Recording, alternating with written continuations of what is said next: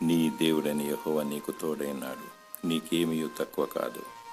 ద్వితీయోపదేశకాండం 2:7. యోసేపుకు దేవుడు తోడైండి ఐగుప్తు దేశంలో అధికారిగా నియమించాడు. 70 మంది తన ప్రజలను 3.5 సంవత్సరాలు పోషించాడు. మరియు అరణ్యంలో మోషేకు దేవుడు తోడైండి 20 లక్షల ప్రజలను 40 సంవత్సరాలు పోషించాడు.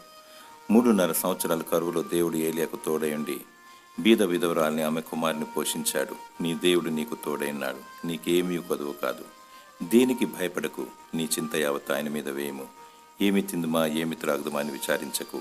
నిన్ను పిలిచిన వాడు నమ్మదగినవాడు, ఆయన నిన్ను అంతం వరకు నడిపిస్తాడు.